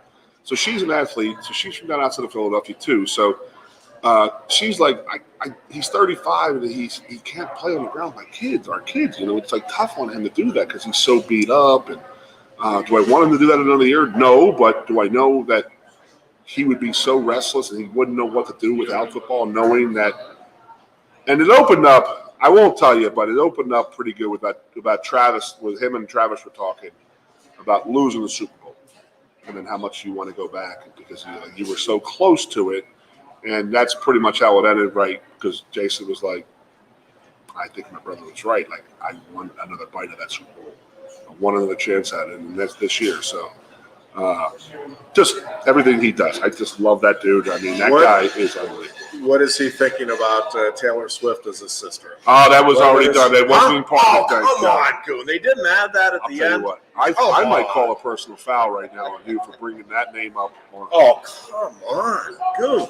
Dude, have you Instagram or any kind of social media? What it's so funny is that they have this thing that wives are talking to their husbands on. Did you see what Taylor Swift is doing for this guy Travis Kelce's career? And they're like, oh, she's like putting him on the map, and the guy's like this, like, fine. And there's multiple people doing it. It's a funny. These guys like this, like, what did you say? And she's like, oh, he's getting famous because of Taylor, and it's like.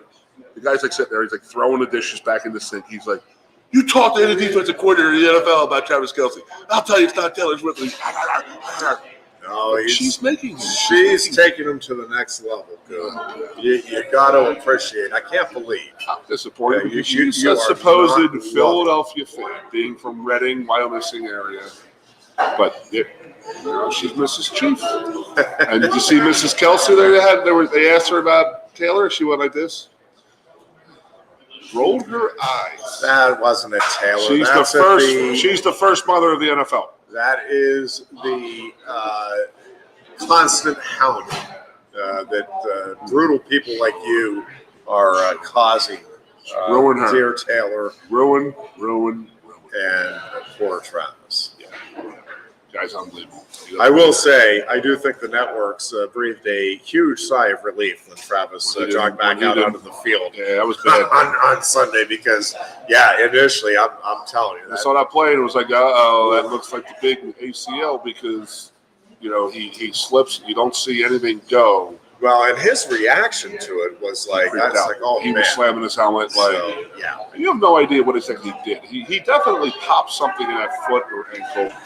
I don't know if they shot it up or did whatnot, because he definitely knew something was wrong, and then he came out of the x-rays and it was fine. He was good to go, but you got to give it to him, man. Yep. Him and his brother are tough as nails, man. They play through a lot of stuff. No doubt about that. We are going to wrap up shop real quickly. I did want to again mention that the Penn State Golf Course is a great place to head on out and obviously golf, but the 19th hole, very good. Great place for food and refreshments, and yes, you can go there to watch the Players Show on Monday nights from 6 to 7 o'clock. Great food, great beverages, and again, you can check out the 19th hole at the Penn State Golf Courses. Even if you're not golfing, also check out the Walker Clubhouse. You can browse the great line of golf gear and Penn State clothing that is available there and other gear. And you can check it all out online at PennStateGolfCourses.com, or you can give them a call at 814-865-GOLF. That's 814-865-GOLF. We will be back on Thursday with yet analysis, buddy. Another edition of the Lion Country Kia Goon and Ironhead Show. And yes, we will break down this Penn State UMass game. Until then, be good and be safe.